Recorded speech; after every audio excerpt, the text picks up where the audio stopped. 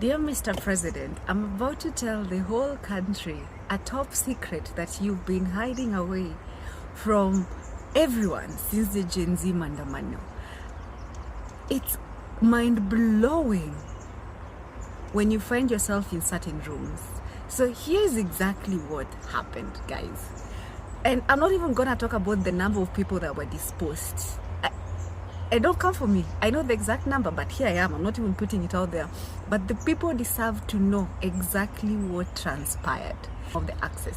Now, you guys remember when the national government brought police to take care of the coup in Mandamano, right? We remember that very well because the police were brutal and they killed a lot of people.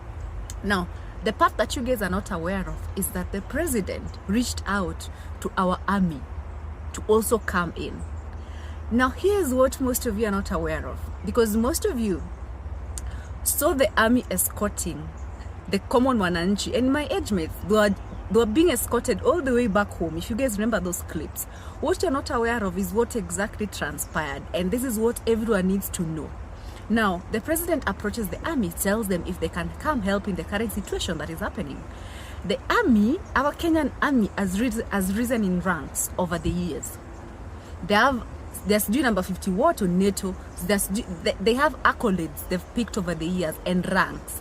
And these global ranks you're given when you literally service and protect the people. That is the number one thing, the key role of the army. Now, when the president asked them to come in, the army said, well and good, we're gonna come in, but you have to put your instructions down in writing. Now, here's where they cornered your president, because if you're gonna put the instructions in writing, this is the army telling you, whatever you put down in writing, you are held accountable to it. Remember, this is something that is gonna be faxed. It's not even emailed. That is not how the army works. It's faxed. So the minute he puts it in writing, the entire world has access to his instructions. And your president, being as smart as usual, he realized this was me being cornered. So what did he do? Because this was embarrassing. So he wrote to the army and told them, and you guys go greet them. Just go greet them, scare them a bit, and then come back. And that is exactly what Kenyans saw. The army were released from the camp, and the army came. They were even making fun with Gen Zs on the street, and then they saw off these kids safely home. Now, this is the reality Kenyans are not aware of. The president approached the army, and the army put him where he belongs. So, in short, the commander-in-chief of the Republic of Kenya could not command in that situation. And if the country knew this, then Gen Z would have literally gone nuts in terms of their balls, that is. The commander-in-chief became the biggest comedian to all the former generals, to all the armies across the continent and around the world. It is still a laughing stock to date, because where commanders-in-chief give instructions to literally go and protect the country, where other commanders-in-chief give instructions in times of necessity, in times of war, in times of fighting for the nation, your commander-in-chief gave instructions for them to come and greet people. I don't think you guys realize how in the army this was such a joke. It's the joke of the century.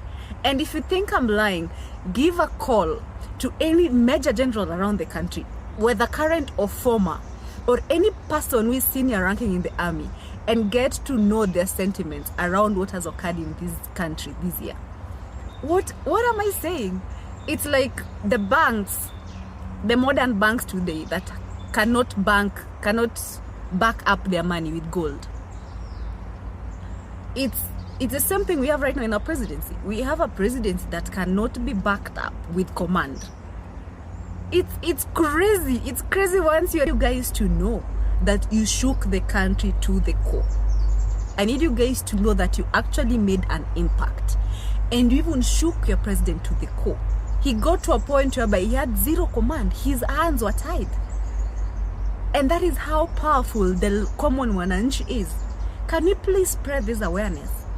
And can Kenyans start feeling safe? I promise you, as a country, You are actually backed up with an army that cares about you.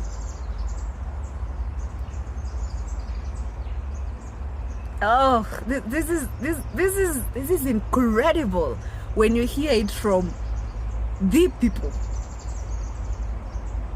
We have no command. Yeah, let me know what you think. Kenyans are waking up. We are waking up.